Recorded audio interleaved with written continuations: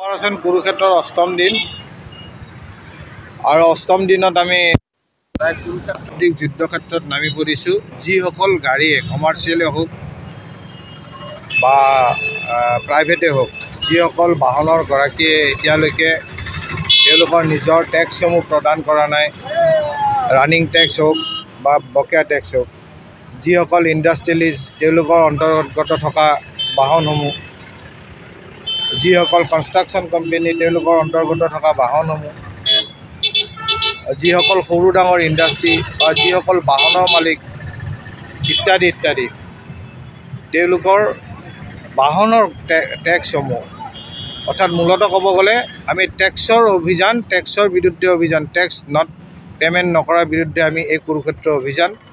লগতে যিসকল চালকৰ মালিকে এতিয়াও তেওঁলোকৰ গাড়ীৰ নথিপত্ৰসমূহ যেনে পাৰ্মিটেৰ ধৰি ফিটনেছ চাৰ্টিফিকেট ধৰি নৱীকৰণ কৰা নাই, without fitness, without permit, without tax চলি আছে, গতিকে আমি তেওঁলোকক সোঁৱৰাই দিব বিচাৰিছোঁ। এই অভিযান তেওঁলোকৰ এগেইনষ্টে চলি আছে যে কোনো কাৰণতে যাতে বিনা টেক্সত, বিনা পাৰ্মিটত, বিনা ফিটনেছত কোনো গাড়ী নচলে।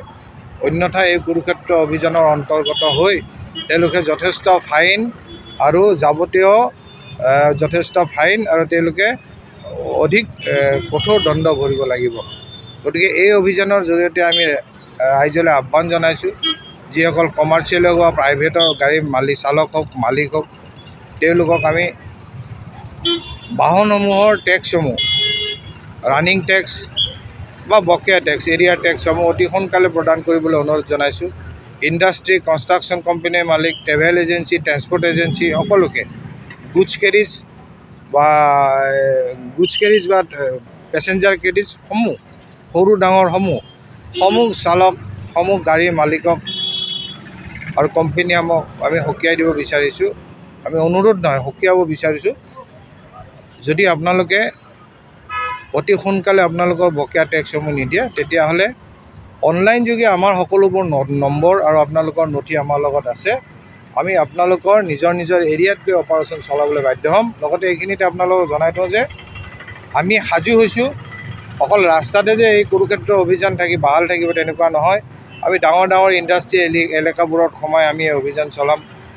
কনষ্ট্ৰাকশ্যন কোম্পানীৰ মাজত গৈ আমি তেওঁলোকৰ সকলো নথি লৈ গাড়ী নাম্বাৰ চাই চেক কৰি আমি অভিযান আৰম্ভ কৰিম।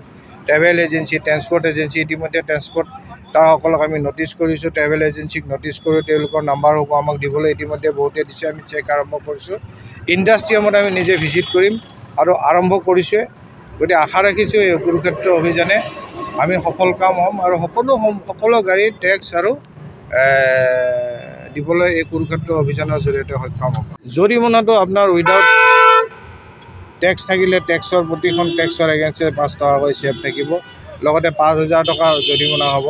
আৰু যদি তাৰ তেওঁ দীঘলীয়া সময়ৰ বাবে তেওঁ টেক্স ফাঁকি দি আছে, সেয়া আকৌ বেলেগ ধৰণৰ বকেয়া কেছ পৰ্যন্ত হ'ব, গাড়ী জব্দ হ'ব ইত্যাদি। পাৰ্মিট পৰ্যন্ত কেঞ্চেল হ'ব পাৰে।